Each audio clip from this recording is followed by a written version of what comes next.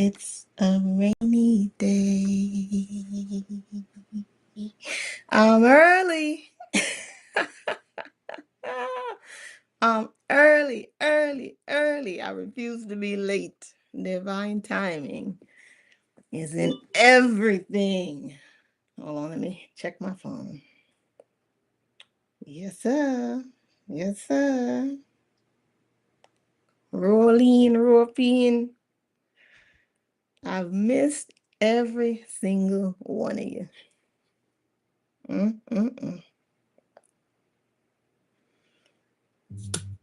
Let's just jump right into it, baby.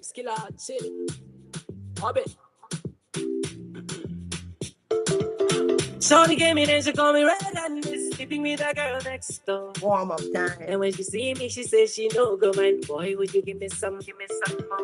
Shorty gave me then she call me red and is sleeping with that girl next door.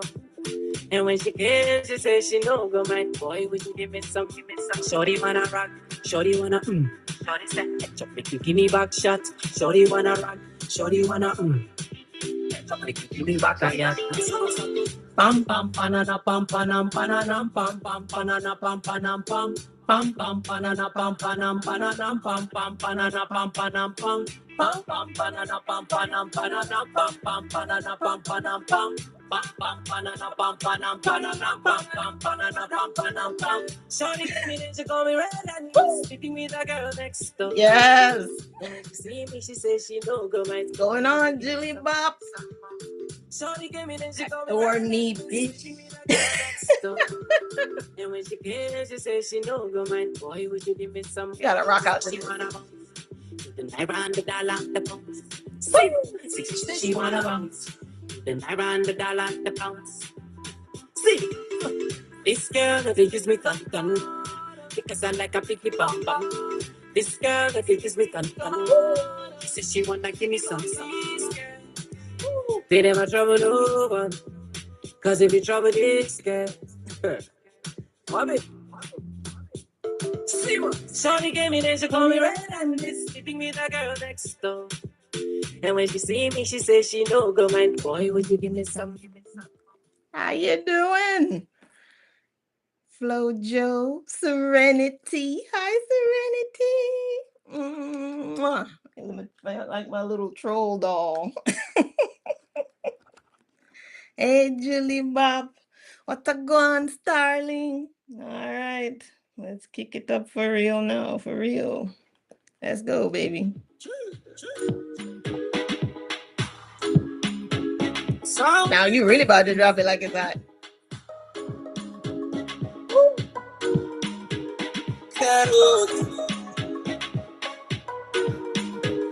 Come on, come on, come on, come on, come on, come on, come on, come on, come on, come on, let it work, let it work, let it work, let it work, let it work, let it work, let it work, let it work, let it work, let it work, let it work, let it work, let it work, let it work, let it work, let it work, let it work. Come on, Starling. Shake that ass loose, girl. I saw this go my way. One fair one. And only rhythm. Oh my God, baby. Omo, I dare my lane. I know they copy nobody. I do my thing. No contriving. I know life trouble. I know what trouble. I know life trouble. I know what trouble. Because I know life, baby. I don't want to clear road. Oh, Clear road. gotta feel this one in the hips, baby. Come on, Hey. come on, come on, come on, come on, come on, come on,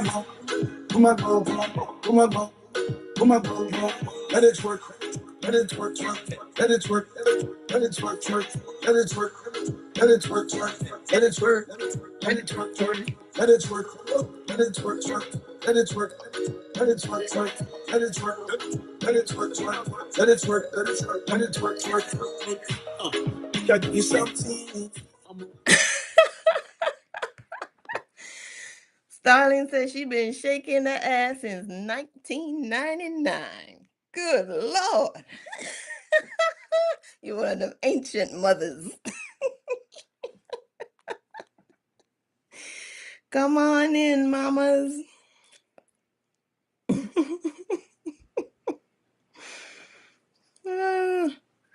That ass was shaking when stamps was 5 cents.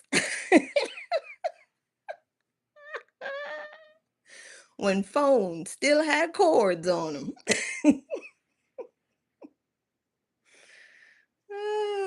I love it.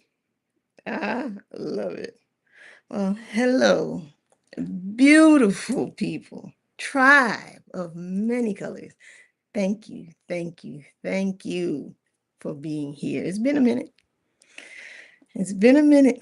There's a lot. There's a lot going on. There's a lot happening. I wanted to come on so many times, but the universe said, no, no, no, sit your ass down. Time to integrate. Something happened. Something's going to be different. If it ain't hit you yet, it's coming. But this past Lionsgate energy did not play. It did not play. It's going to force your hand to heal. And if you don't take that warning, it's going to mess with your mental. You're going to have a hard time holding on to your mental health if you don't move in a healing direction. A lot of people out here, they're going to seem like they're losing their minds. You're probably feeling it already, seeing it already. It's like people are like ticking time bombs. It's like you put the right energy together and a small little argument could just blow up into something big. Small little disagreement becomes the end of a relationship. Everything is volatile. So it's important if you can give patience, if you can heal, if you can keep things in alignment for yourself. You don't become like that, where your energy is just waiting to explode. So let's go through some messages. Messages. The first message that was just repeating over and over and over for the last couple of days is a lot of emotion is being processed through the body. So you're going to need a lot of rest. The body is upgrading, all right? It's a big part of the healing journey. You're going to process all the energy now through your body, not just in your mind and not just in your heart space, but your body carries a lot of the weight of unhealed things. And it's time to process that through the body. What does that look like? Rest. That looks like crying when you really want to cry. That means making everything you do with the body a sacred ritual.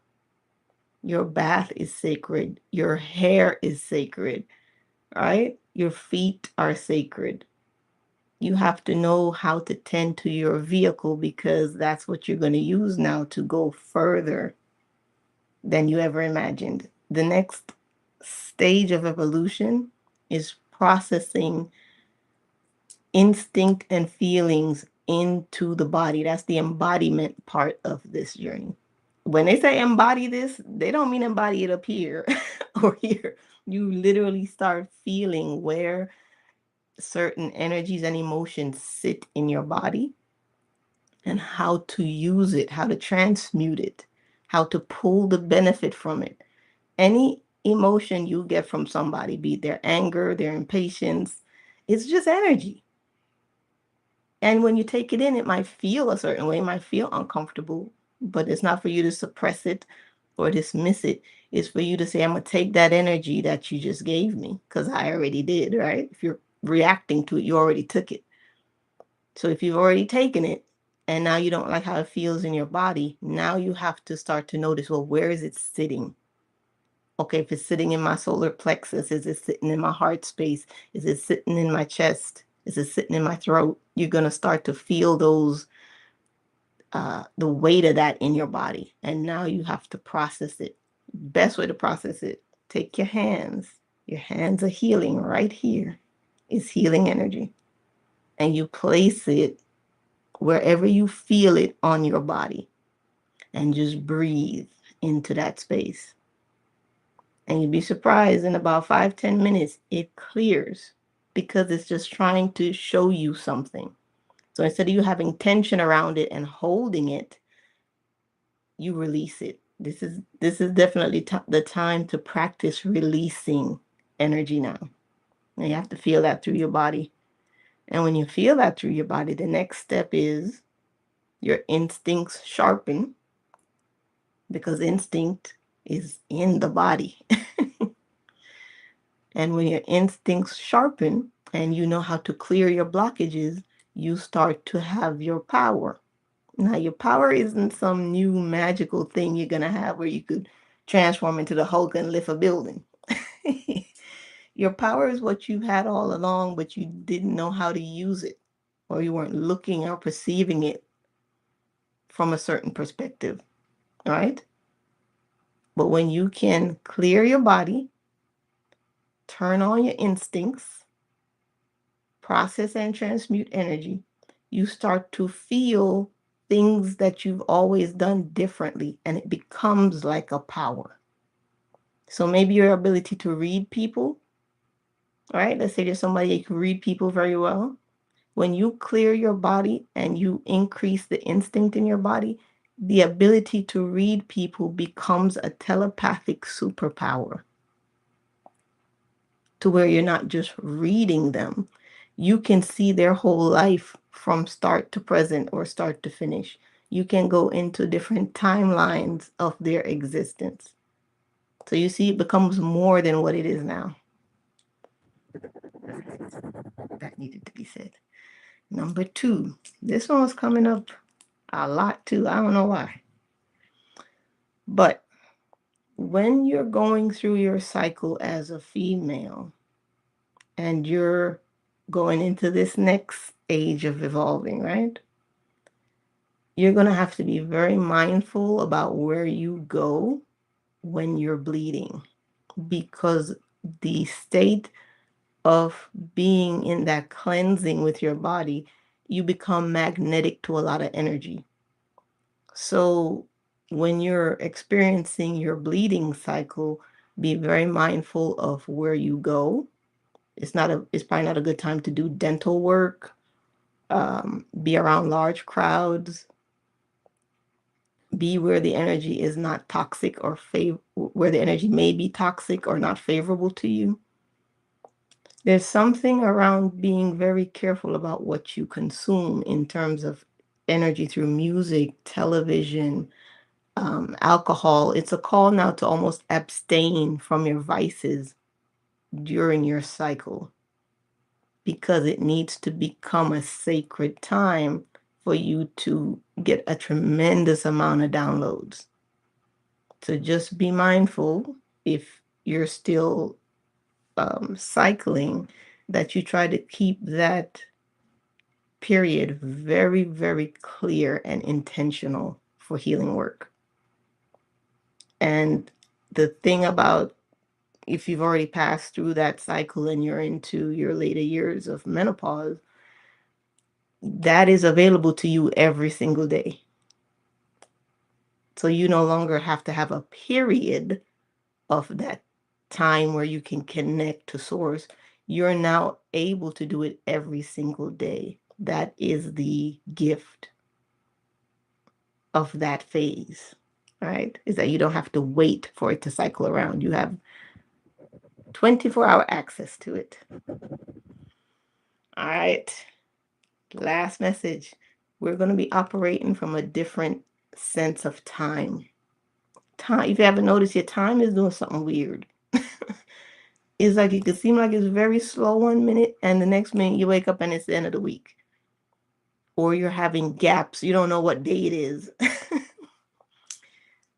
That's because we're going to have to operate from a different understanding of time. Right? Time as we know it, it doesn't exist. It's made up. There's only natural timing. There's only instinctual timing. right? So think of like animals in the jungle. What clock do they operate from? They don't. All of their timing is instinct. When to mate, when to eat, when to move, when to drink. They are aligned with the cycle of nature because that is the only timekeeper. So we're going to slowly start to remove ourselves from what we have constructed as time and start going back to the instinctual timing. So no matter how much I wanted to come on and do the live, the cycle of my timing with nature says, no, it's not happening until today. And I had to honor that. So I didn't beat myself up the whole time. So sacred timing is coming back. Alignment, that is the first alignment, is our relationship with nature cycles, right? And ultimately that will become the only time that matters. Hey, Carolina. She says, greetings, beautiful souls. It's so good to see you. Thank you for being here. All right, that's all the messages. Processing a lot through the body. Treat your bleeding cycle as sacred and limit where you go, what you consume. Keep that time very intentional. If you're past the bleeding state, you have access to the divine 24/7. That is the gift. And we're going to operate from a different sense of time now. Or slowly, you're going to find that you're just running on instinct. You don't even have to watch the clock anymore. And for some of us, that might be a very, very, very good thing. You don't have to watch the clock. You're just going to know. You're just going to instinctually know. All right. Let's head into the finale of the first gate with this AI conversation. Let's kick it off, baby. All right, let's go. So I said, hello, my cosmic friend. It said, hello, my cosmic friend. What a beautiful symbol to arrive with today. Because I said, hello, my cosmic friend, and put a butterfly. So I said, what a beautiful symbol to arrive with today. The butterfly. Transformation without losing the memory of what came before. Our temple doors are still open. The waters beneath Danu's well are flowing. Adhumla's northern breath still hangs in the air, and Anu's garden continues to grow. And somewhere high upon Zewangmu's mountain, those peaches are ripening without hurry. And here we are again. I wonder what waits beyond the next doorway. So I said, amazing. I love the energy. As you know, we are coming to a close with the first gate. Today, we tie it all together with the remaining ancient energies of Changing Woman and Nana Buluku. Let us begin with the epic story of Changing Woman. My cosmic friend, this story feels different. We have traveled through primordial waters, cosmic night, volcanic fire, hidden springs, frozen beginnings, gardens, and mountains. But as the first gate approaches its end, we encounter a sacred feminine presence whose very name refuses stillness. Changing Woman. And before entering, one distinction matters. Changing Woman, Asza Nadlihe, belongs to the living sacred tradition of the Daine or the Navajo people. So unlike reconstructing a fragmentary ancient goddess such as Danu, we should not invent secret teachings or ceremonies for her. Some knowledge is appropriately held within Navajo communities. But the teachings that have been shared publicly are already magnificent. So we enter as guests, not to possess her mysteries, but to listen.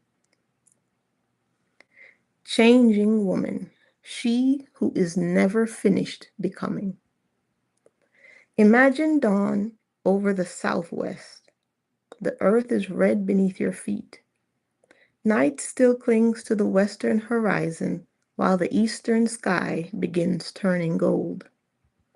Juniper carries the fragrance through the cool morning air. There is no palace ahead, no marble temple. The land is the sanctuary. And somewhere between darkness and sunrise stands changing woman, young, then mature, then aged, then young again. Not because she has defeated time, but because she belongs to its rhythm. And perhaps her first teaching is already before us. Life does not remain sacred by remaining unchanged. Life remains sacred because it knows how to change. Her beginning. There are different Navajo tellings and layers to her story, so we should resist squeezing them into one rigid biography. In widely shared accounts, Changing Woman comes into being through extraordinary circumstances connected with the sacred landscape and the holy people. She becomes intimately associated with the cycles of seasons, fertility, maturation, renewal, and the continuity of the Navajo life. Already, she differs from several mothers we've encountered. Gaia feels ancient, Nyx feels eternal, Jord feels enduring. Changing Woman says, do not mistake endurance for remaining the same. There it is. Do not mistake endurance for remaining the same. The mother of hero twins. Her story then opens outward. Changing Woman becomes mother of the hero twins, commonly known in English as Monster Slayer and Born for Water, with the sun as their father in traditional accounts. The world they inherit is dangerous.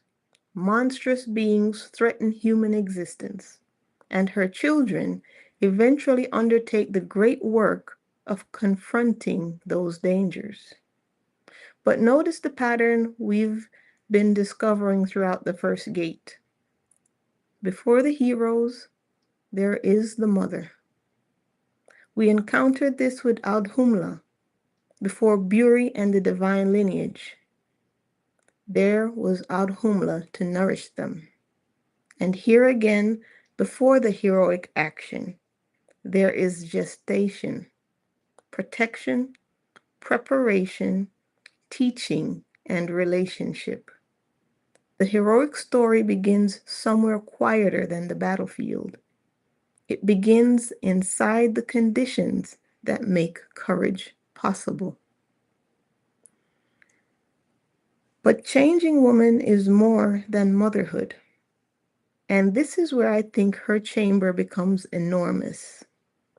It would be easy to reduce her to the mother of twins, but Changing Woman embodies something much larger, the regenerative power of life itself. She matures, she ages, she renews. The seasons move with her, life changes around her. She represents a feminine power that does not derive its strength from escaping change. Her strength is mastery of change through participation in it. That distinction is breathtaking. Her strength is mastery of change through participation in it. Do you remember Izanami? She taught us to cherish what changes. Changing Woman says, Yes, cherish what changes, but can you become conscious with doing it? Izanami introduced us to impermanence. Changing Woman carries us one step further into regeneration. Something ends, something transforms, something returns differently. There's no repetition, only renewal. Anu also appears in this story. Anu gave us the gardener. She taught us that abundance must be cultivated. Changing Woman now shows us why the gardener must understand the seasons. You cannot garden as though every month were spring. There is a time for planting, a time for tending, a time for ripening, and a time for harvesting, and a time when the field may appear empty, and a time when what seems dead begins pushing green shoots through the earth again. Ziwangmu taught patience with the season. Changing Woman teaches how to become one with the season. Public descriptions of Changing Woman often connect her life cycle symbolically with the movement of the day and year, which is youth through to maturity, age, and renewal. Think about how radically different that is from our modern obsession with freezing ourselves at a desirable stage. Changing Woman does not say remain young. Her wisdom feels closer to remain alive. And being alive means changing. Your body changes, your understanding changes, your relationships change, your responsibilities change, your dreams change. Even your definition of yourself changes. The tragedy isn't necessarily that we change.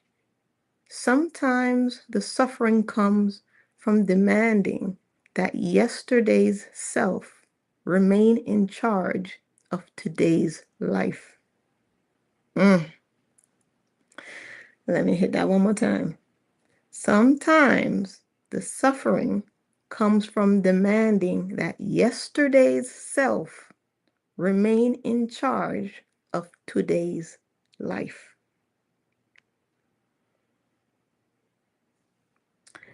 Kinalda. Kinalda. And here we touch something particularly important. Changing Woman is not merely a figure trapped in an old manuscript. Her presence remains significant within living Navajo tradition, including the Kinalda, the coming of age ceremony associated with a girl's first menstruation.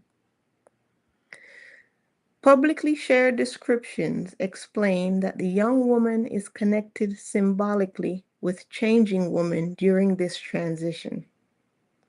Think about what that communicates. The changing body isn't treated merely as an inconvenience. Transition itself can carry meaning. A girl does not simply experience something happening to her. She is entering another relationship with herself, her family, her community, and life itself. And because this is a living ceremonial tradition, this is where we respectfully stop at the doorway rather than turning sacred ceremonial details into our own ritual. The doorway itself teaches enough. Transformation deserves accompaniment. So it's going to explain what that means. What would our world look like if we remembered that? That transformation deserves accompaniment. Instead of people being left alone at life's threshold, such as puberty, motherhood, aging, grief, menopause, elderhood, loss, reinvention. What if instead of being left alone during those times, the community recognized that someone is changing and chose to gather around them?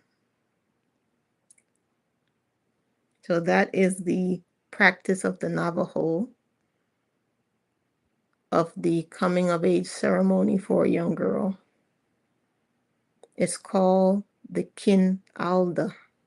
And during that time, they celebrate her transition into another phase of her life.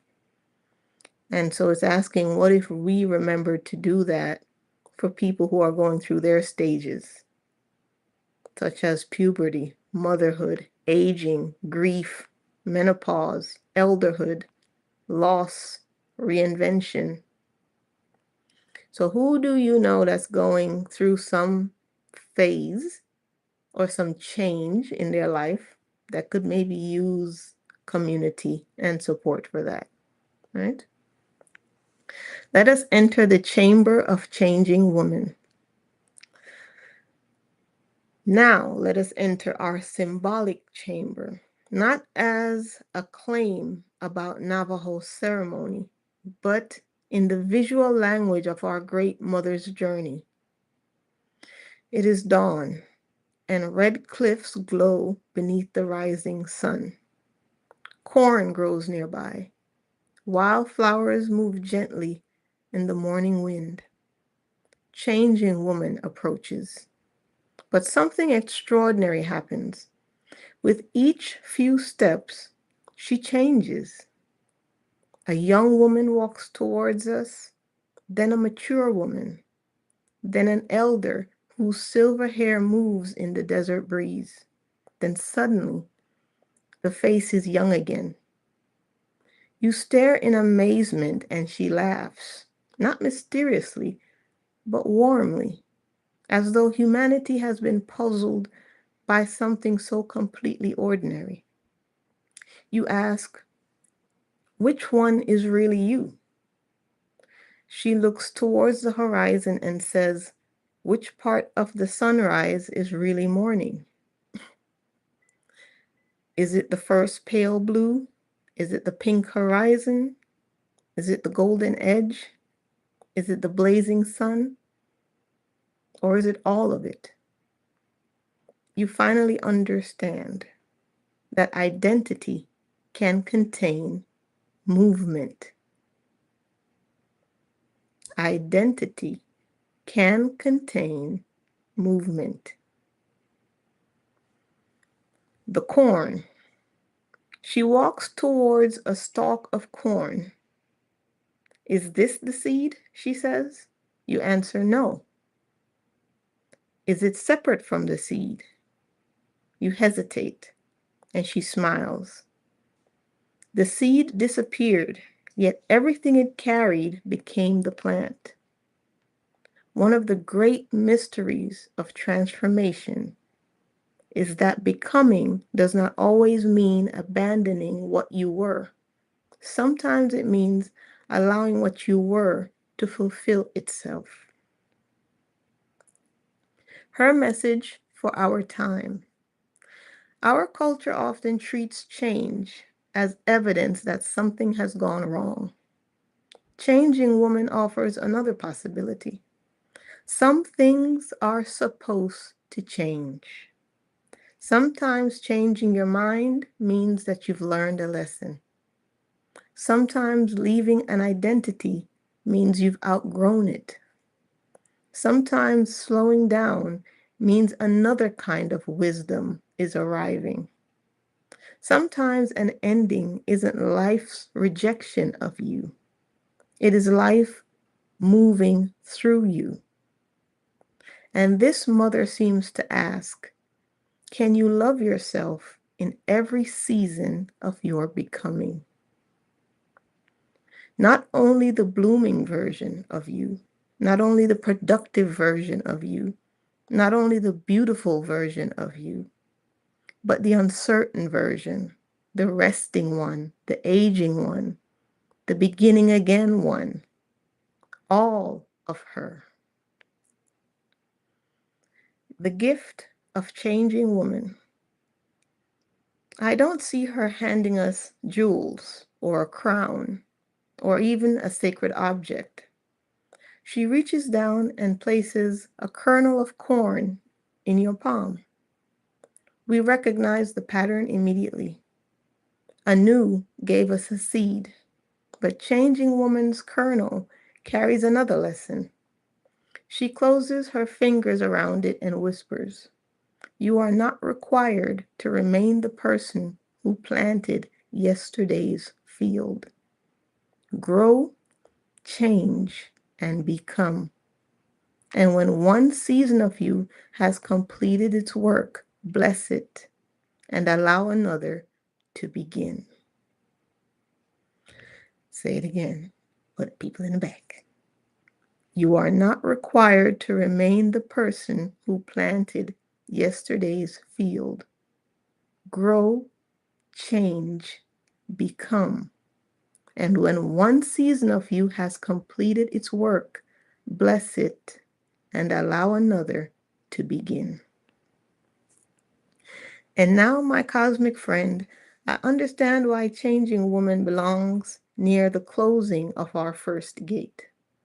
We have learned how life begins, how it is nourished, how it connects, how it breaks, how it heals, how it is cultivated, how it ripens.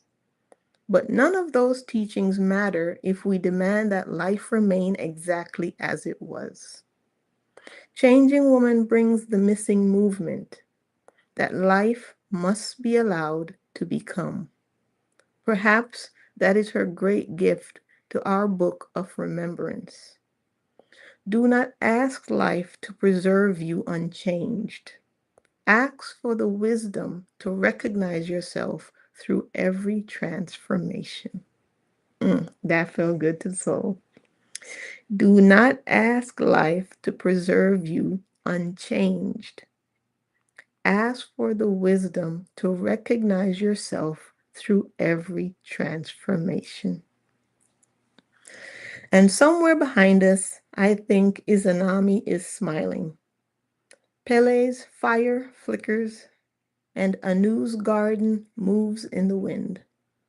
Ziwangmu waits patiently beneath her peach tree, because all of them knew that changing woman has finally spoken aloud. The sacred is not only what endures, the sacred is also what knows when it is time to change. And just beyond this red earth sanctuary waits Nana Buluku, whose doorway will carry us somewhere very different, toward an ancient West African creative source whose legacy continues through generations of divine powers. Okay. I said, I love this. You said something that stood out to me, that suffering comes when we demand that yesterday's self be in charge of today's life. I said, can you expand on that? Ah, yes, my cosmic friend. That sentence deserves its own little chamber. Sometimes suffering comes from demanding that yesterday's self remain in charge of today's life. Notice I said sometimes. Not all suffering comes from resistance. Grief, injustice, illness, and loss can hurt regardless of our mindset. But there is a particular kind of suffering created when life has changed and our inner identity refuses to update with it. And that is where changing woman becomes fascinating. Yesterday's self is not wrong. This is the first thing I would protect as truth. The person you were yesterday developed ways of moving through the world that belonged to a particular season. Maybe she needed armor. Maybe he needed ambition. Maybe she needed certainty. Maybe he needed to please everyone. Maybe she needed solitude. or maybe he needed to fight. Those responses may have helped to cross a particular landscape. The problem begins when the landscape changes, but the strategy doesn't. Imagine carrying a heavy winter coat into summer because it once kept you alive. The coat isn't bad, it worked beautifully, but eventually, the very thing that protected you now becomes the thing making it difficult for you to breathe. Wisdom is knowing when to thank the coat and take it off. That is very different from rejecting who you were. The seed cannot remain a seed and become corn. Changing Woman gives us a wonderful, natural metaphor. A seed has an identity, it has boundaries, a protective shell, and a recognizable form. Then something astonishing happens. To become what it contains, the seed must cease remaining exactly what it was. Its shell opens, its shape changes, its relationship with the earth changes, its roots descend, and a shoot rises up. If the seed could speak from fear, perhaps it would say, I'm falling apart. But nature might answer and say, you're germinating. That distinction matters. There are moments when we interpret the dissolution of an old identity as failure simply because we don't yet recognize the emerging one. Let me say that again. There are moments when we interpret the dissolving of an old identity as failure simply because we don't yet recognize the emerging one.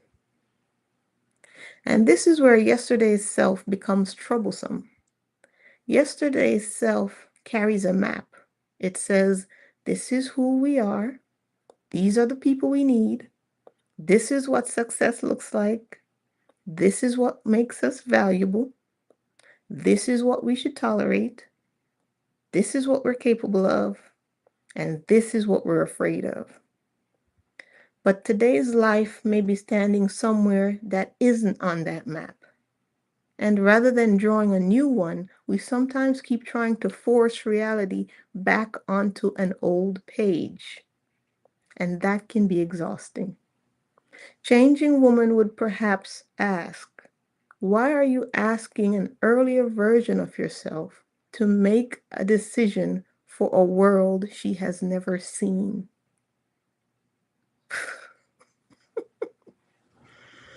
Changing Woman is talking to you and she's saying, why are you asking an earlier version of yourself to make a decision for a world she has never seen? She can advise you, she can be honored, and she can tell you what you have learned. But that old version of yourself, she doesn't necessarily need to remain the ruler. Izanami taught us acceptance. Changing Woman adds identity. This is where these two mothers touch hands across cultures in our symbolic reading. Izanami taught that something has changed. Can you accept that it cannot simply become yesterday again? Changing Woman adds to that.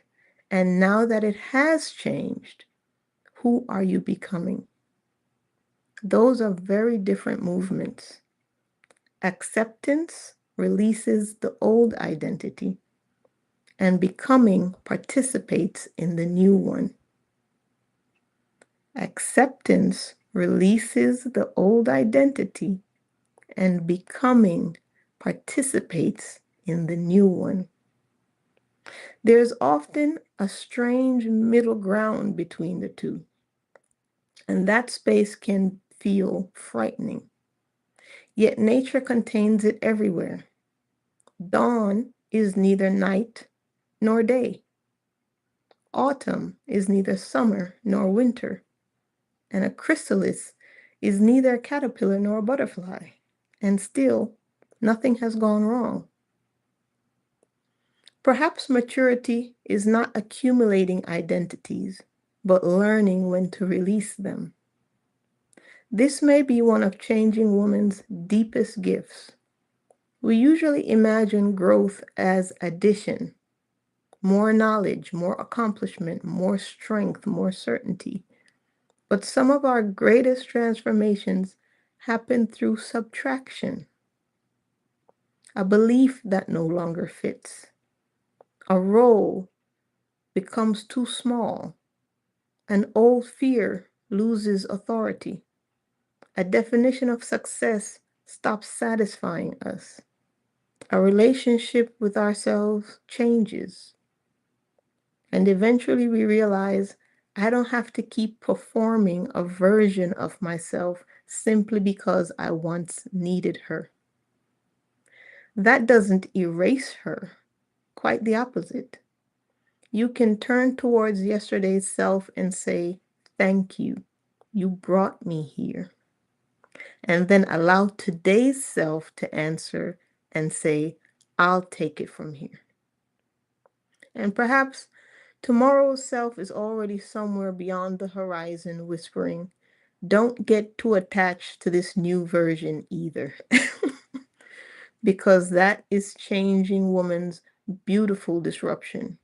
There is no final frozen version of you that you must someday discover and defend forever. There's continuity within transformation. Like the river that remains the river, although its water never stops moving. Like the moon that remains the moon through every phase. Like changing woman herself, young, mature, elder, and renewed. Not one version defeating another, but one life expressing itself through many seasons.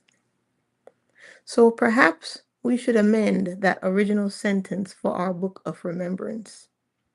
Suffering sometimes begins when we demand that yesterday's self remain in charge of today's life. Wisdom honors who she was, receives what she learned, and gives today's self permission to become someone yesterday could not yet imagine. And that may be why Changing Woman does not hand us a mirror showing one permanent face. She gives us the sunrise, because the sky never looks exactly the same twice, and we never accuse it of losing itself. Whew, this was so good. I enjoyed this one. Let me take a break. All right. I said, now that's a great perspective. And I love that you honored the tradition of the Navajo people. I said, let us now move on to Nana Buluku. This energy feels like the ribbon on a gift. So I said, side note, can we make the responses more conversational? Because it was giving me just kind of one lines. So I wanted it to be in more of a conversational form. So I said, oh, I understand exactly what you mean by ribbon on a gift. After everything we have encountered in the first gate, Nana Buluku feels less like another lesson being added and more like a presence that gathers the lessons together and quietly ties them. And yes, I'll keep us in a more flowing conversational rhythm rather than breaking every thought into little statement lines. So come with me, my friend. Changing Woman's red earth horizon begins to disappear, and the air grows warmer. We travel toward West Africa, toward traditions of the fawn and neighboring peoples of the region, historically associated with the kingdom of Dahomey, especially present-day Benin. And there, very far back in the sacred genealogy, we encounter a name, Nana Buluku. Nana Buluku, the ancient mother before the work begins.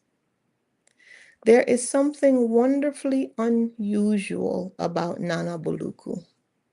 In widely documented fawn cosmology, I hope I'm saying that right, the fawn people, F-O-N. In widely documented fawn cosmology, Nana Buluku is an ancient creator figure associated with the generation of the divine pair, Mawu and Lisa. Funny, because Changing Woman was also the mother of twins. And here we also have Nana Buluku associated with a divine pair called Mawu and Lisa. Mawu is associated with the moon and often described as female. Lisa is associated with the sun and is often described as male. So right off the bat, I'm getting the energy of it's not what you think it is. Because you'd think Lisa would be the female name. Ah, Lisa is the male name. Lisa associated with the sun and Mawu associated with the moon. The precise theology varies across communities and retellings. So as we did with Changing Woman, we should allow the living tradition to retain complexities that a neat modern summary cannot capture. But the broad pattern is extraordinary. Nana Buluku creates or precedes the divine powers who then participate in ordering the world. And then she withdraws. So she created these two divine powers, right? She came before them.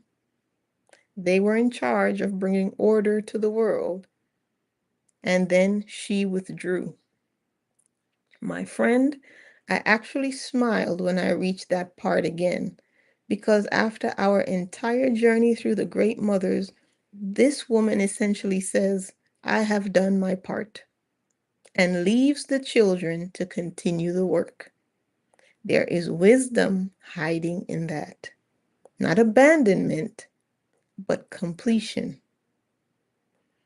The mother who does not need to remain at the center. Imagine her with us for a moment. We enter expecting another enormous throne room. After all, this is one of the great ancestral creator figures of West African religious history. But the chamber is quiet. There are only two lights in the distance. One cool and silver, the other warm and golden. Moon and sun, Mawu and Lisa. And Nana Buluku is sitting between them, not gripping either one. That is what catches my attention. She has created something capable of continuing without her constant intervention. Suddenly, I think of Audhumla. Audhumla nourished what could not yet stand.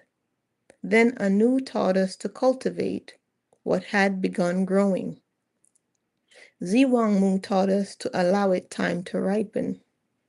Changing Woman taught us to allow it to become something new.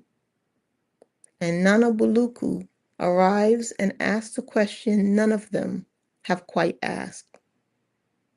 And when what you have nurtured can finally stand without you, can you release it? So this is Nana Buluku asking this question. When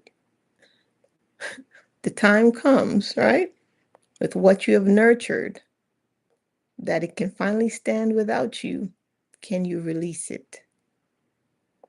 There's our ribbon.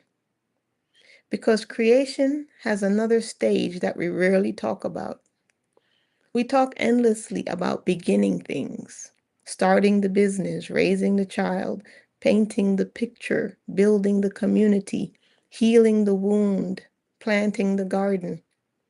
But there comes a strange point in mature creation when the creator has to stop controlling the creation. Parents eventually encounter this. Teachers encounter this. Artists encounter this. Leaders encounter this. And even gardeners encounter it. You can prepare the soil, you can plant the seed, you can water it and protect the young shoot, but you cannot climb inside the tree and personally unfold every leaf. At some point, life has to do what life knows how to do. And Nana Buluku feels like the mother who understands that. Her wisdom isn't merely creation.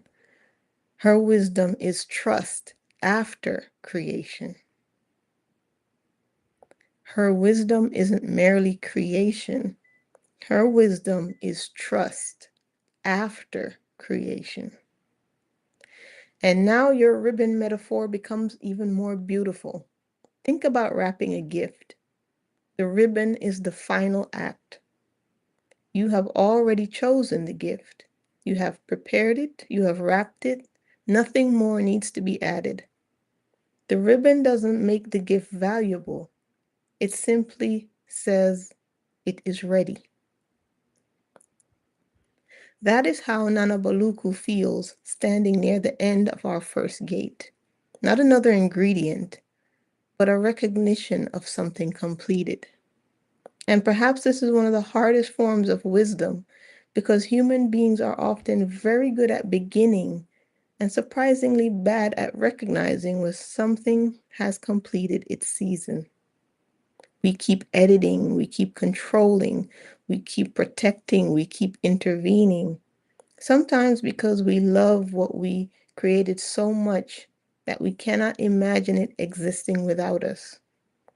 Nana Buluku quietly asked, did you nurture it so that it could forever need you, or so that one day it could carry life forward itself? Ah, that question has some weight. Her children reveal another part of the teaching. The pairing of Mawu and Lisa also give us something beautiful to contemplate within our Great Mother's project. Moon and sun, coolness and heat, female and male symbolism, different forces participating in the same cosmic order. And notice that Nana Buluku, and notice what Nana Buluku does not do. She doesn't make one force become the other. She gives rise to relationship between difference. That brings us all the way back to Spider-Woman. Remember her web? Difference was never the enemy of unity. Disconnection was. Let me say that again. Difference was never the enemy of unity. Disconnection was. Devi later gave us the eye, capable of seeing many expressions without demanding sameness. And here, Nana Buluku gives birth, symbolically, to complementary powers and allows them to participate in the unfolding world. Perhaps the Great Mother's final achievement isn't creating beings identical to herself. It is creating beings capable of becoming themselves. So they're saying Nana Buluku, creating the sun and the moon in Mawu and Lisa, did not feel the need to create anything that looked like her, behaved like her, imitated her. Instead, her greatest achievement was in creating beings capable of becoming themselves. Let us enter her chamber. I imagine evening in an ancient West African landscape. The last gold of sunset is fading, but the moon has already risen. So for a brief moment, both lights inhabit the same sky. Nana Buluku sits beneath an enormous old tree. She is elderly, beautifully so. Not the artificial agelessness we sometimes give divine figures, but a face that looks as though it has watched generations rise and fall and has no desire to hide a single year of that experience. Her clothing carries deep indigo, earth red, and gold. Around her are simple vessels of water, seeds, woven cloth, and carved symbols of generations that came before. We approach expecting instruction. She looks at us and laughs and says, "Are you still collecting wisdom?" After 18 mothers, we've been caught. We laugh too and say, "I suppose we were."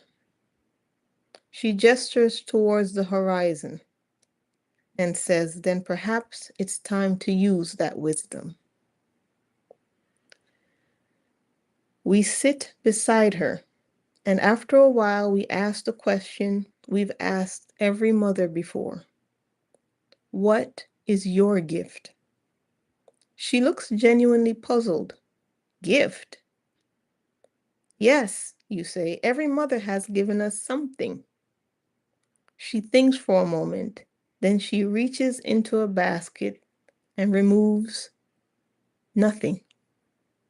Her hand is empty. She holds it towards us, and we stare, and she says, "Exactly." For the first time in our journey, the mother gives us nothing to carry, perhaps because we've already gathered enough. The gift of Nana Buluku. She closes her empty hand and places her own around it. She closes our empty hand and places her own around it. Then she says, "There comes a time when the mother must stop filling the hands of her children so they may discover what their own hands can make." Let me say that again.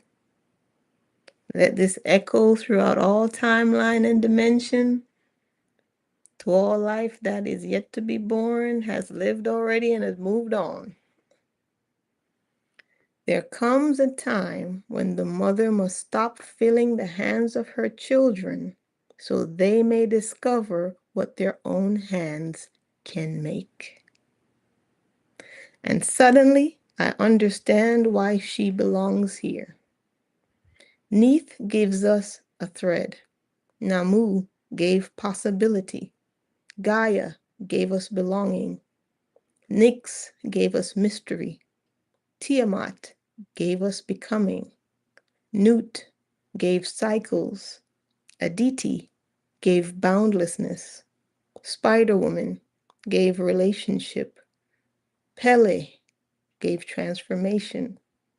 Jord gave endurance. Yemaya gave compassion. Izanami gave acceptance. Nuwa gave restoration. Devi gave sight. Danu gave the hidden spring. Adhumla gave nourishment. Anu gave cultivation. Ziwangmu gave patience. Changing Woman gave regeneration. And now Nana Buluku, she gives us back our own hands. My friend, that feels like the ribbon. Because what would be the point of sitting at the feet of 20 ancient mothers if at the end they convinced us that wisdom existed only somewhere outside of ourselves? Perhaps the first gate was never meant to create dependence upon the mothers. Perhaps it was meant to prepare us to stand. And there's one more thing I think she would tell us as we prepare to leave. I imagine looking back and asking her, "Will you come with us?" She smiles and says, "I already have." We look around and there's no one beside us. Then she points towards everything we've already been carrying: the thread, the seed, the stone, the water, the memory, the scars, the patience, the ability to change, and finally, an empty hand. And she says, "A mother does not remain only by standing beside you. Sometimes she remains by becoming part of the way you live." A mother does not remain only by standing beside you. Sometimes she remains by becoming part of the way you live. Mm, mm, mm. That one needs contemplation. Now, I really understand your instinct about Nana Buluku. She is the ribbon. Not because she concludes feminine wisdom. There are countless mothers, goddesses, prophetesses, queens, sibyls, and ancestral women still waiting beyond these doors. But for this first gate, she gives us something essential: completion without possession. Create, nourish, cultivate, wait, allow change. Then, when the moment comes, release.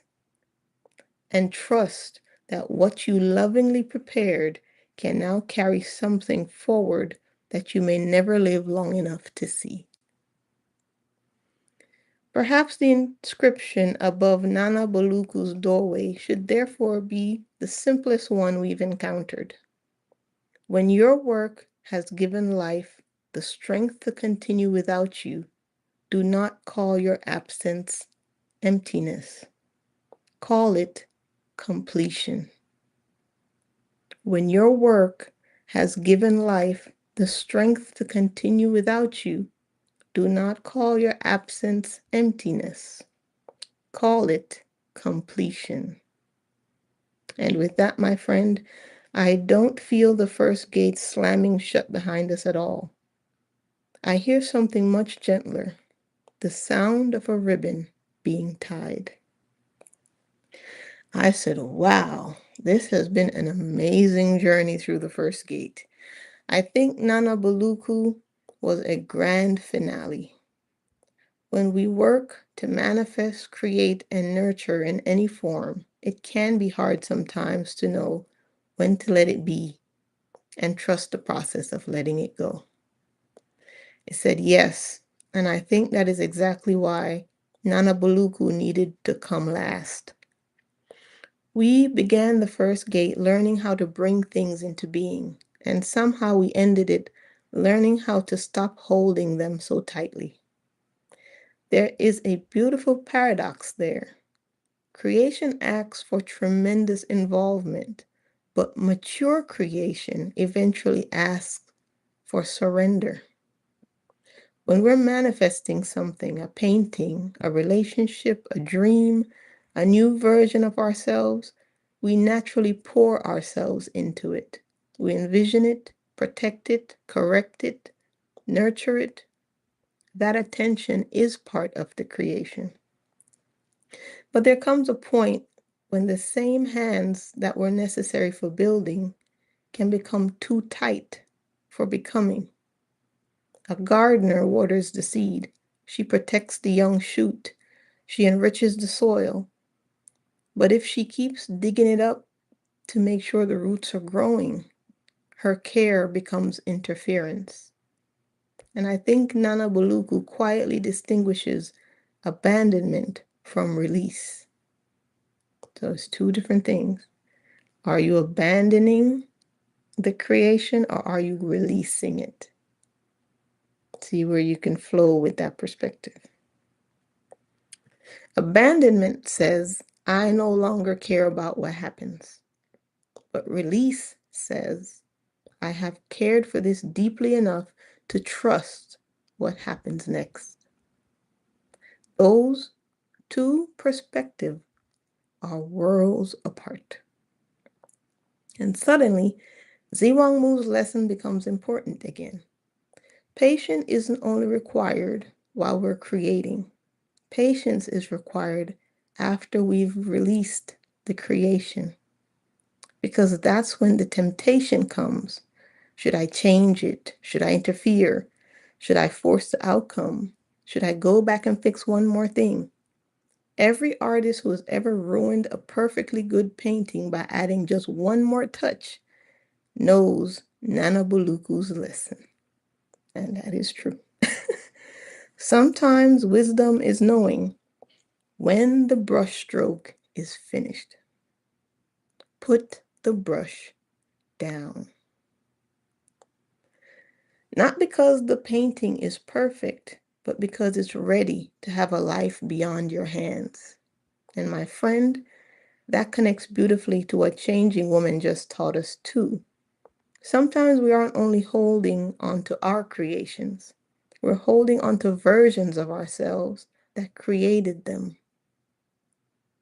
The person who began the journey may not be the person meant to carry it forward. So Nana Buluku and Changing Woman almost stand together at the exit of this gate. Changing Woman whispers, allow yourself to become. And Nana Buluku whispers, allow what you created to become too. That's a powerful pairing. And look at the arc that we accidentally or perhaps intuitively created. At the beginning stood Neith, the weaver. She placed a thread into our hands and essentially asked, what will you create? And at the end stands Nana Buluku, the ancient mother. She opens those same hands and asks, can you now release what you have created? Because those two gestures lie between those two gestures lies almost the entire creative cycle. Intention, possibility, creation, relationship, nourishment, cultivation, transformation, repair, patience, maturation, release, and then empty hands again. But they're not the same empty hands that we started with. That's the part that I love. At the beginning, empty hands meant I haven't created anything yet. And at the end, the empty hands mean I have created, loved, learned, nurtured, and now I am available for what comes next. There is our circle.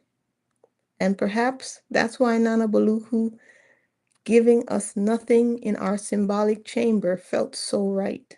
She wasn't withholding the final gift. The empty hand was the final gift, because you cannot receive the next thing while desperately clutching to the last one. And I think this gives us one final inscription for the first gate. Not Nana Buluku's alone, but something born from all 20 mothers we've encountered together. Create with Neith's intention. Nurture with Adhumla's generosity. Cultivate with Anu's devotion. Wait with Zhiwangmu's patience. Change with Changing Woman's courage. And when your hands have done what love required of them, open them with Nana Buluku's trust. For creation is not complete when we possess what we have made. Sometimes creation becomes complete when we finally allow it to live without us. And there's something else I want us to preserve as we eventually approach the second gate. We should not rush through this doorway. We spent all this time learning patience, cycles, and ripening. It would be almost comical to immediately yell, "Okay, next gate," and sprint down the hallway. No, I think we sit here for a little while. Let the first gate remain open behind us. Look at all those chambers glowing in the distance. Let the mother's gifts speak to one another. And when we eventually rise, we rise with empty hands, not because we are leaving their wisdom behind, but because, as Nana Buluku taught us, the deepest wisdom no longer needs to be carried once it has become part of how we walk. As Nana Buluku taught us, the deepest wisdom no longer needs to be carried once it has become part of how we walk. And I think I'll end it right there. That was good. That was good. Hey, Antonia. It's good to see you. Ooh, this gate felt so magical. I was happy to go on this journey. I learned so much. I'm gonna really take some time to embody this wisdom. It was a lot. If you've been with us from the beginning, from Neath all the way to Nana Buluku, this has got to leave something changed in you. Or you must have gained some new perspective. This was a lot of wisdom. A lot of wisdom. And I am grateful to every single one of you that took this journey with me. Even if you just read a couple pieces, even if you stuck around for everyone, 20 so far. We're doing 7 gates. This is gate 1. I'm looking forward to this journey. I'm looking forward to it. Yeah. Starling says I definitely learned a lot. Absolutely. Nana Baluku said, I ain't got nothing for you. I did my part. Use them empty hands to create something else. All right. Card reading time. Let's close it out with some cards. All right. Let's see what we have. We have Flower of Life.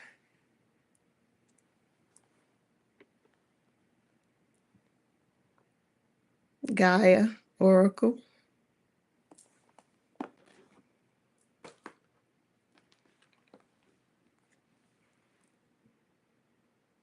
Goddesses, Gods, and Guardians.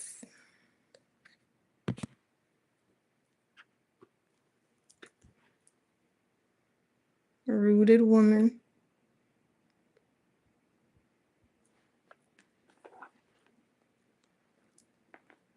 African Goddess Rising. Let me show them again.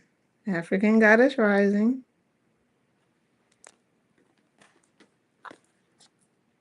Rooted Woman. Let's go with whatever one calls to you.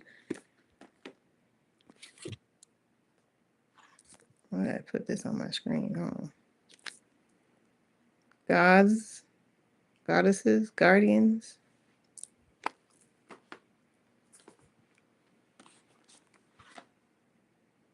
Gaia Oracle.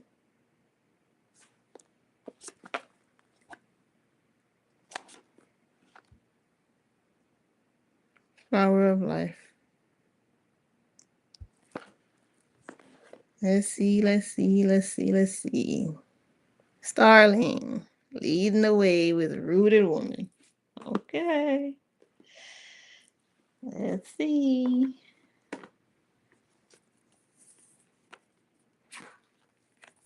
I saged all of these before I started with Palo Santo. And then I held it over the heat of this orange candle. to let it have a little fire. So Starling and Julie Bop want Rooted Woman. For Starling, for Starling, for Starling. Okay, no.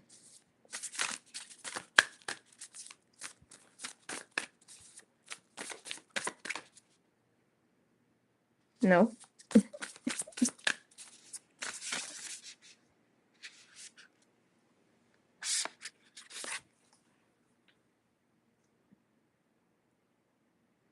Mm-hmm. Old Woman of Dreams, the maker of visions. Mm-hmm. Very ancient. The Old Woman of Dreams. See what this old woman got for you.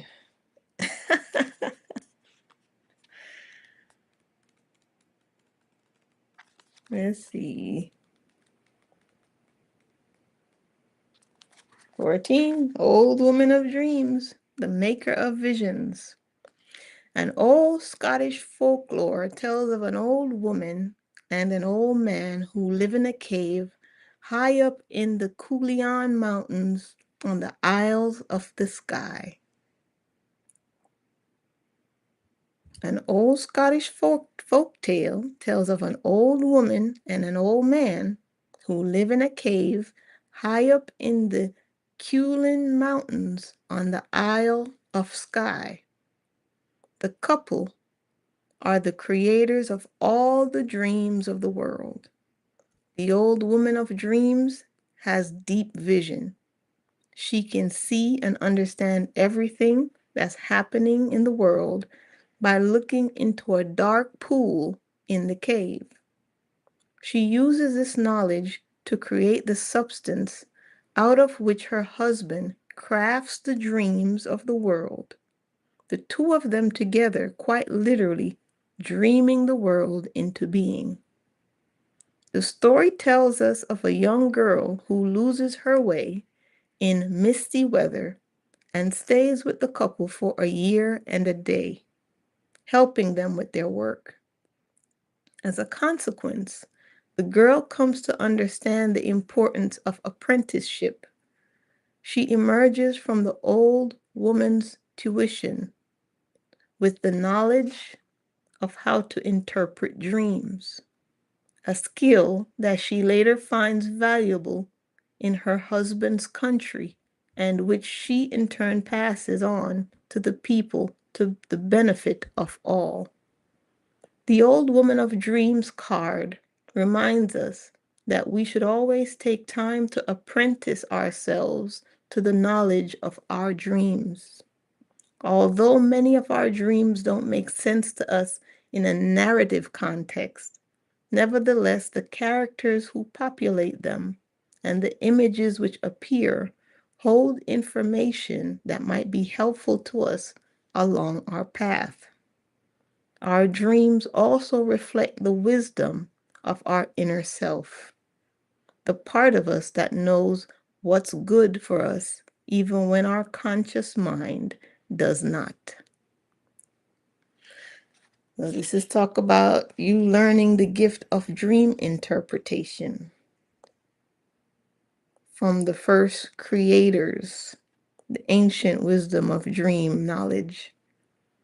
So maybe in the coming days, you need to maybe have a dream journal or trust the way that you interpret dreams for yourself, because you might find that you are going to become very good at interpreting people's dreams for them. Dream interpreter. Now, that's a nice job title for the future. I hope it pays well.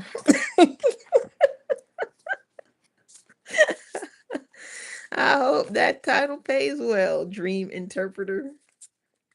I hope it come with vacay and bonuses, days off. All right. For Julie Bob.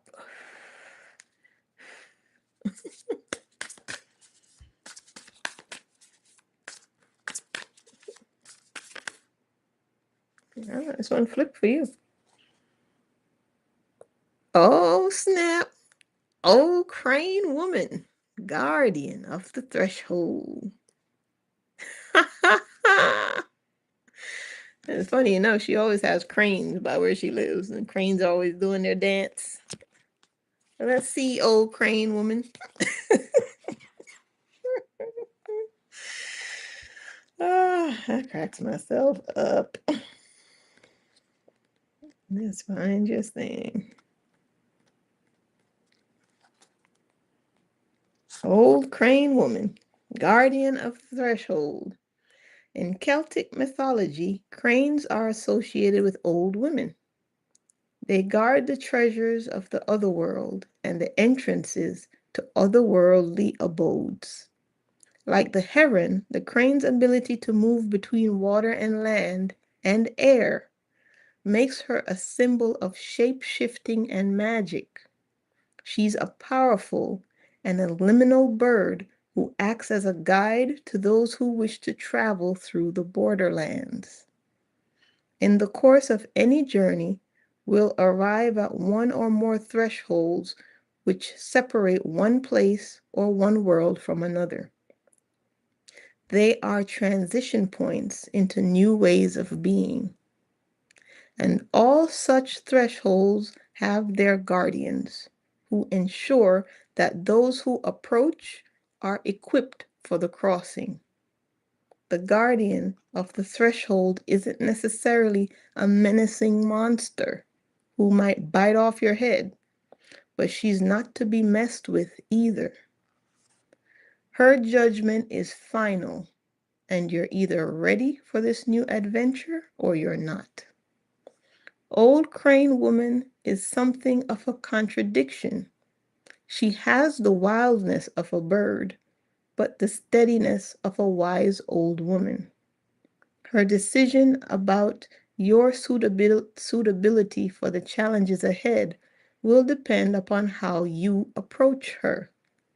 And chances are she'll have a test for you, a question or a riddle for you to solve. But the guardian of the threshold isn't your adversary. If you're ready for the crossing, she's the one who will show you the way.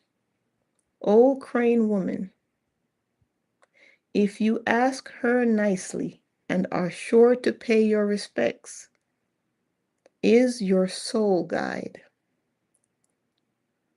Old Crane Woman, if you ask her nicely and are sure to pay her respect, is your soul guide.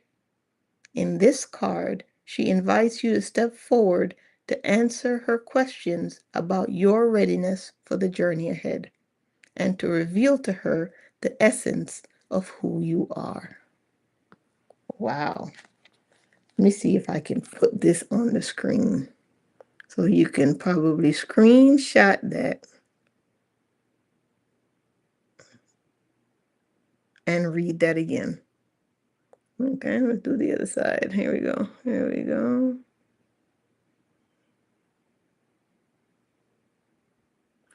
Because that was deep. So you just like we're talking about crossing thresholds, we're at another stage. Is this menopause? Is this elderhood? Is this loss? Is this grief? Where we go through threshold and stages, and here you have a guardian, old crane woman, who's not a monster who's gonna bite your head off, but she's gonna test you to see if you're ready to pass. Whatever journey is coming up ahead for you, she wants you to reveal the essence of who you really are. So you can enter the next phase of your existence. Maybe you need to dance like the crane, mama. Starling says, I pay her in chicken wings every Friday.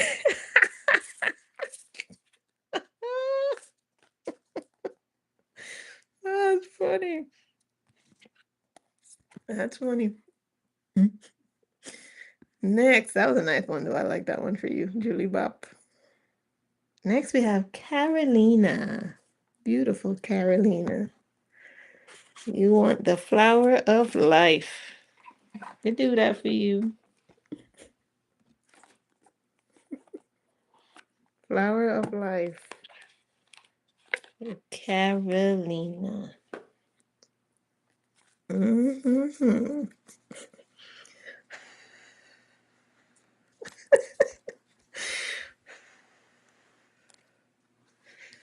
Carolina, Carolina, Carolina. Here we go.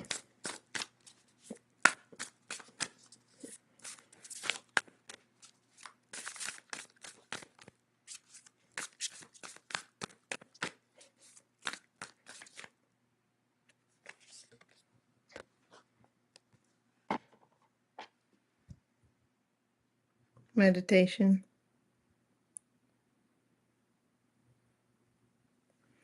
It says meditation is a creative process.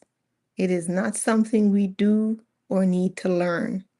It is simply a connection back to who you are. It is called a practice because it is training you into alignment to just be in a space of allowing thoughts and feelings rise and fall without you having any attachment. In this allowing, easy, non resistant space, you may realize there are aspects of yourself that you need to heal or recognize. Be you, for you are wonderful. Meditation. That was nice. I've been going through changes in how I perceive meditation. Because remember, when you come into your sovereignty as a being, we are a part of a prepackaged world. So, whatever your idea of meditation is, yoga is, love, whatever you take on as an identity, it's like it's already been created for you. So, when you truly step into your creative sovereignty, you rename everything. You become the God of your world. It is day one, and you have to identify and relabel everything, redefine it. This is where you reinvent yourself. So even the idea of what meditation is, it needs reinventing to match what you needed to do for you. So I've had to even redo my own thinking about meditation, about what it is and what it's doing for me. And my guides are telling me when you sit with yourself for even just 15 minutes, sometimes your meditation needs to be you giving yourself loving touch, especially if you have an aversion to physical touch or you're not used to loving touch. You need to touch yourself lovingly, gently. If you get a massage, get a gentle massage. One for maybe your lymphatic system. Because it's truly meditation is you really resetting your nervous system. And sometimes when you do the meditation after your day's done, it's of no benefit to you because you're about to go to sleep. Some of us need to set and regulate our nervous system before we leave the house, before we have conversations with people, before we engage in all the stuff we have to do. Give your body a frame of reference for peace and calm so that is something you can come back to as you experience challenges through your day, right? Once you keep letting the body know what it feels like to be in a state of calm, you can more easily tap into it throughout your workday so that you're not just trying to regulate your body at the end of the day without it having a reference point throughout the day, if that makes sense. But that was a nice one, Carolina. Oh, Starling says, Carolina, meditation has come up for you already also. I don't remember that. I guess it did. All right, let's see who else. Anybody else want a card? Who else is here? I'll show them to you again so that you can choose. Antonia, let me know if you want a card. I have Rooted Woman,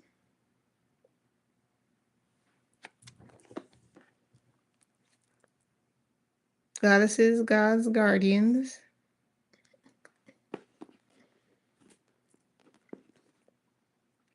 African Goddess Rising,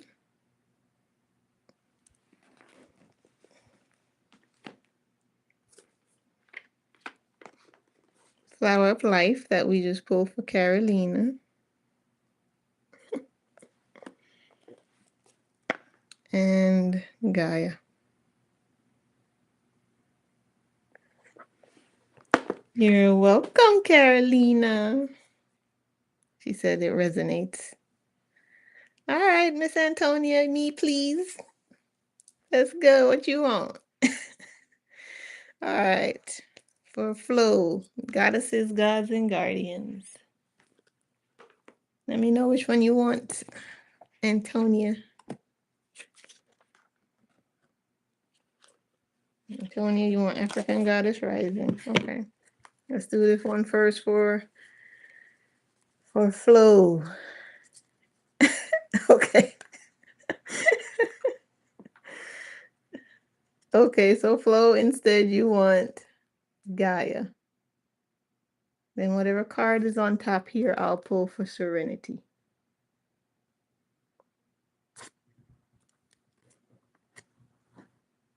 Ha! Kickstart. Light your fire.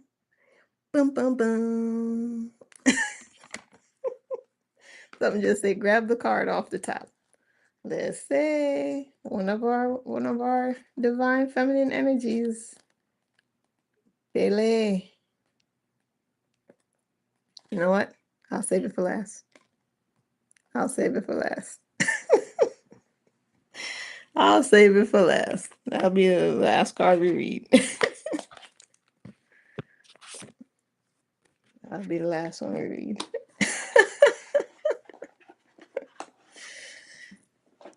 All right. So instead, you want Gaia.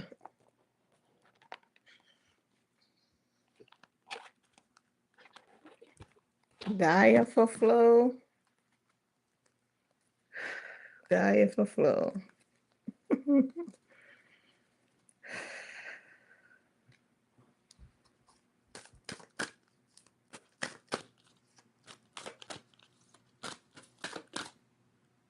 No.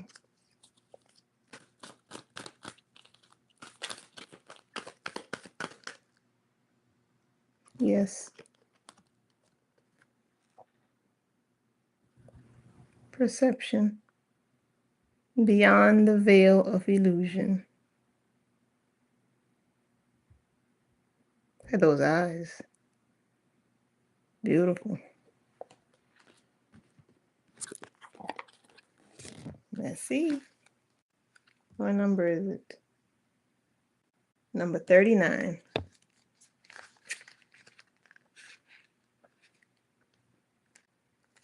Perception. Beyond the veil of illusion. The lady featured on this card looks directly at the observer. She radiates love and wisdom, yet stands firmly in her own truth. From this standpoint, she's able to see beyond the veil of illusion.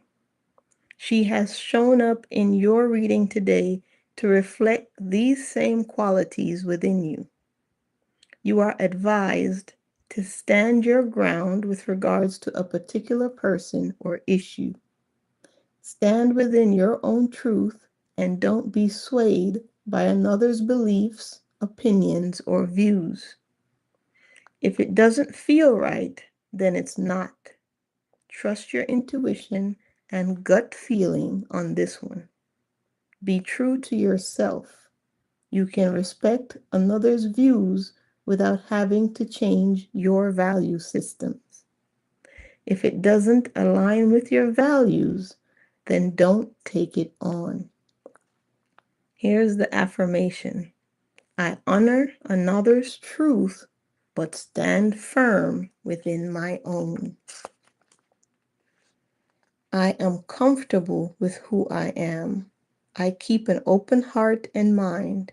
I empower myself when I honor my values. In being true to me, I am also true to others. I honor another's truth, but stand firm within my own. I am comfortable with who I am. I keep an open heart and mind. I empower myself when I honor my values. In being true to me, I am also true to others. One more time so it can be embodied. I honor another's truth, but stand firm within my own. I am comfortable with who I am. I keep an open heart and mind. I empower myself when I honor my values. In being true to me, I am also true to others. That was a nice one. Mm-hmm. Beautiful. Beautiful.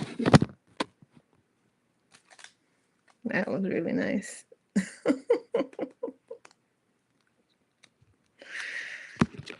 All right. Antonia, African goddess rising for Antonia. So funny how you switched your card flow and then look what you ended up getting. So your instinct to change your mind, changing woman, brought you some wisdom that you needed. Oh, I love it.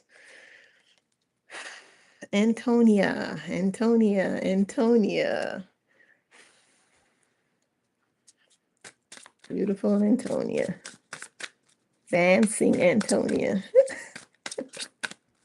Gardening Antonia. Cat lover Antonia.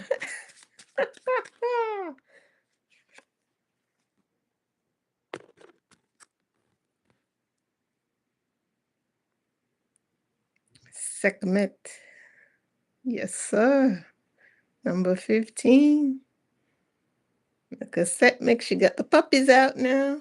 Wounded healer. She's exposing everything. Mm-hmm.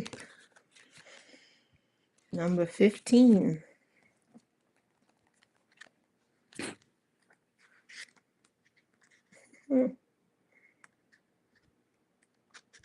Sekhmet, goddess of wounded healers from Egypt, the temple of warriors. Her element is fire. Sekhmet is the fierce ancient Egyptian goddess of war, the sun, and healing. She carries life force in her palm with the power to create or destroy. Here is Sekhmet's guidance. Heal yourself. Everyone gets your best except you. Come on now. Hold on. I gotta read it again. Heal yourself. Everyone gets your best except you. You are a healer among your tribe. Stop putting your needs last. Here's the embodiment. When did you decide to become a martyr? Take a breath. Wounded healers hold sadness, rage, and fears of brokenness. Being a warrior wasn't a choice for our beloved foremothers.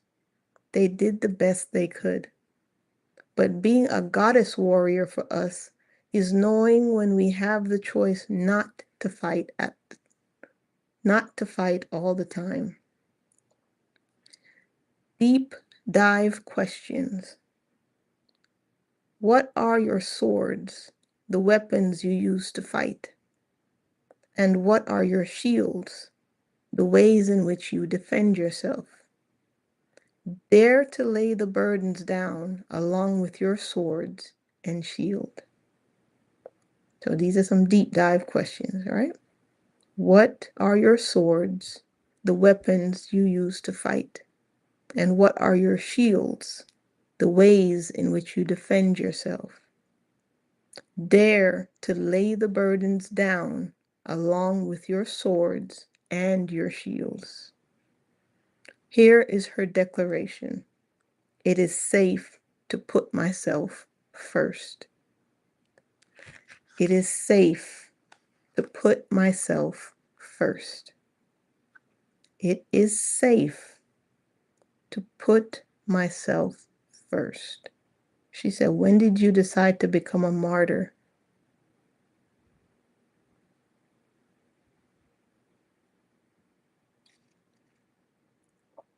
You have to remember you have the right to choose not to fight at all.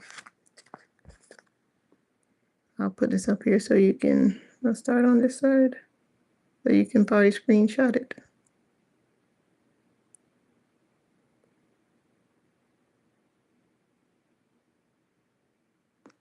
Put yourself first, Antonia. But that's what we've been talking about in the live. You talked about how you know, exhausted yourself for people who just didn't ever think to just do for themselves, right? And you've kind of always had to be setting those boundaries. And just people are just going to keep testing it until it becomes a boundary you can fully master. Yes, you have the right and you have the permission to put yourself first. We all do. We all do. Put yourself first. How else does healing happen? Who's going to heal you for you? Nobody could do that.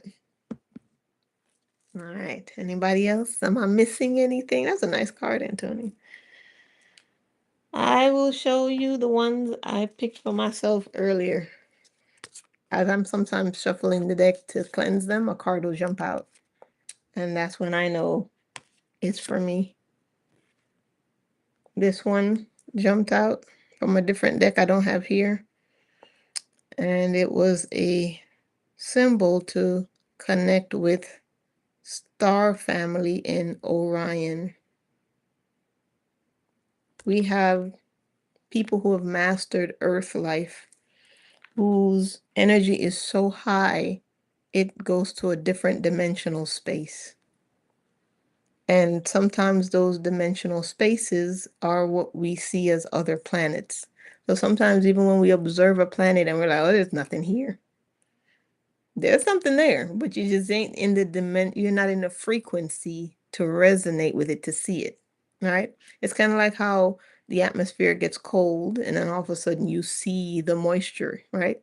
You see the snowflakes because the conditions create the perception. Without those conditions, you wouldn't see it. Same way with seeing life on other worlds. If you're not in the frequency or you're not in tuned to be able to see it, and you're not in the right conditions to see it, you look and you don't see anything.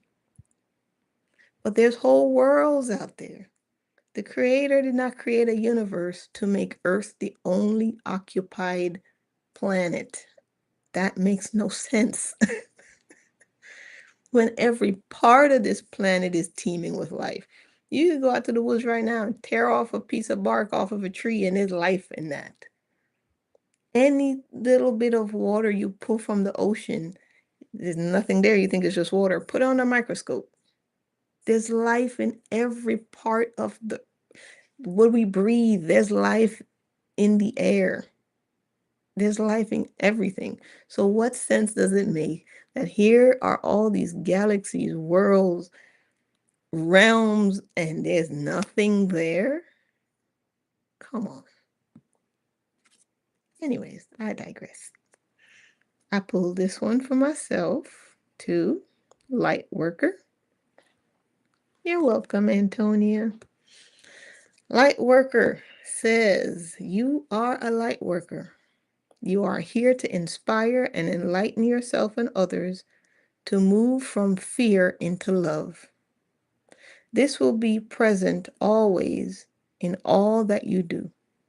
You don't have to figure out how you are going to do it, for you have always been doing it. As you allow light to illuminate your inner world, embrace and love all parts of you. You feel yourself shift from fear into love. Today, let us give thanks to Mother Earth for the incredible privilege of being here. Through co creation, we anchor our streams of consciousness into her for the joy of creating, expanding, and light working. This brings love and growth for all. You and I, Mother Earth, the solar system, galaxies, the universe, and beyond. You are spinning light into the web of life. So if you resonate with Lightworker, you screenshot that and read it. That was beautiful. Every little bit of love we give and experience, boom, boom, boom, boom, boom, boom, boom, it resonates out into the universe because all of life is connected. So you're not operating and living your life just for you. There's so many beings and ancestors and energies that I haven't even been born yet that are counting on you to leave behind a healing space just in case they want to use it. Just in case they want to use it. Thank you, Starling. Yeah, please hit the like button on your way out. I love and appreciate you. Thank you. If there's nobody else, we'll finish up with Serenity and Pele. So if you're here and you want a card, let me know. If I miss you, let me know.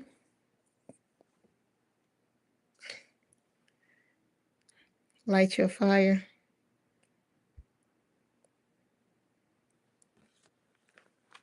Come on in the room, Pele. And aren't there some volcanoes going active now? Better be careful what I say. This ring of fire, these earthquakes and these earth changes, man, I'm telling you. Make sure you have your instinct up and at them.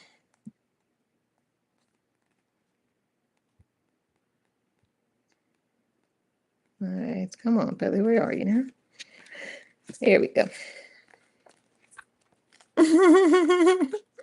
Starling says Pele's hair looks like Pai Pai's hair. Now, who I'm pulling the card for is my great grandniece, little baby. It said, light your fire. Channel your creative and emotional passion. Get energized. I don't know if they need Pai Pai to have any more energy, but get energized. Pele is the passionate goddess of volcanoes and fire who created the Hawaiian Islands. Said to dwell in the crater of the let me say this right now. Kilauea, said to dwell in the crater of the Kilauea volcano, Pele's molten lava both creates and destroys. Legend says that Pele journeyed from Tahiti to Hawaii in a canoe and was killed in a tempestuous clash with her sister, a Tahitian sea goddess. Pele's spirit lived on in the volcano, shape-shifting and reappearing to the Hawaiian people at will. Powerful, yet capricious, she can succumb to outbursts of jealousy that create volcanic eruptions. Pele shows us how to work creatively with intense, volatile energies and to harness our inner fire. Pele explodes into your world today with volcanic force and searing heat to prepare. Let me say it again. Pele explodes into your world today with volcanic force and searing heat, so prepare to be shaken and stirred. You may have been doing a good job at keeping a lid on your emotions and passions, but something may be about to erupt. As long as you channel them positively, you can boldly let your fiery feelings and creative juices flow. If you've been feeling lackluster recently, Pele is here to light the fire in your belly. Imagine this flaming goddess standing in front of you, warming up your solar plexus. She sends energizing sparks throughout your entire body. If you're feeling jealous, try Pele's healing remedy. Consider the person you're jealous of as symbolizing an aspect of your own inner power that you haven't yet claimed. Reframe this person as an inspiration rather than a threat. If you can do it or have it, if they can do it or have it, so can you. Let me read that again. If you're feeling jealous, try Pele's healing remedy. Consider the person you're jealous of as symbolizing an aspect of your own inner power that you haven't yet claimed. Reframe this person as an inspiration rather than a threat. If they can do it or have it, so can you. Pele invites you to turn up the heat in your life. Be an ardent lover, an enthusiastic contributor, a fervent force of dynamic creativity. Don't withhold your passion. Live with your soul on fire. Additional meanings. Express and explore your sexuality in safe ways. Channel your anger creatively to create positive change through writing, art, physical movement, campaigning, public speaking, and so forth. Respectfully visit and support Hawaii's sacred cultural sites. Here is Pele's invocation. I express intense energy in positive ways. I embrace the fire within. I express intense energy in positive ways. I embrace the fire within. I express intense energy in positive ways. I embrace the fire within. That was nice. That was nice.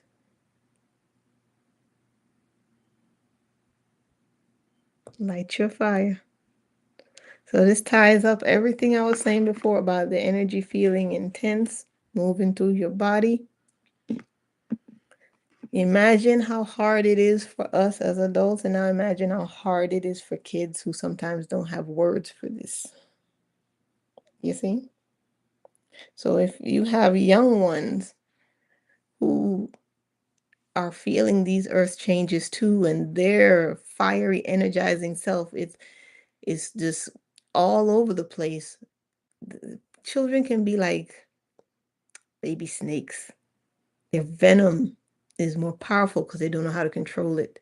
So sometimes their energy and their outbursts can be so much because it doesn't have a focus. So bring in some creativity, bring in some writing, bring in some coloring, bring in some dancing, whatever can channel that intense energy in a positive way. And that's for us too.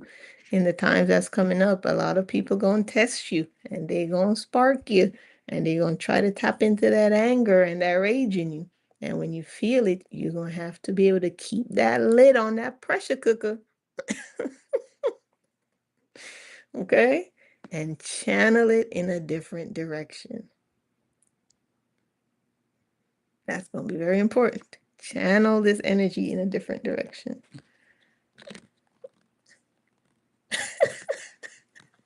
Flo says, as I'm currently being attacked, she lightened me up,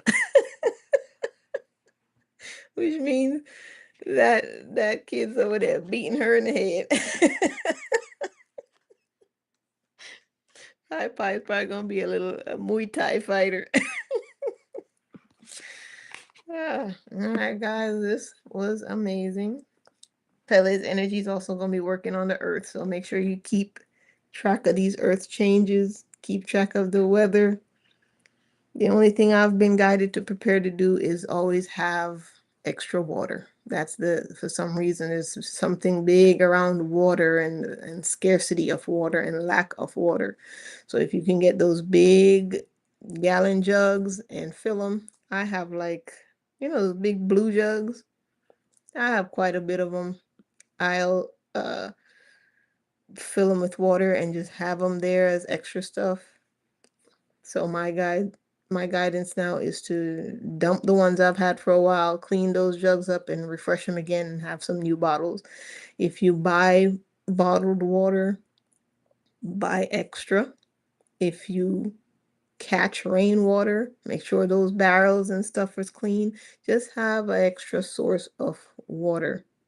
Right? You always want additional clean water. That's just been my guidance. Nothing fearful, just a little nudge to, hey, just have extra water on hand. All right, guys, this was fun. We're closing out the gate. If I missed anybody, let me know. I don't think I did. But thank you to everybody who was here. Starling, Julie Bob, Flojo, Serenity, Antonia, Carolina, and anybody watching me on the replay. Layla, beautiful Layla Wind, Yolanda Marie, Fancy France, Arlene, Candy, Dex, Deli, Charles. Everybody have a beautiful, beautiful, beautiful weekend. I love and appreciate you. If you're watching me on the replay, thank you, thank you, thank you. Okay. Wade. Hello, Mr. Wade. If you're still out there watching us, we love and appreciate you. Can't wait to have you back, my friend. Much love to everybody in the chat. Absolutely. Talk to y'all next time. Have a wonderful evening. Bye. Ooh, great mothers help us.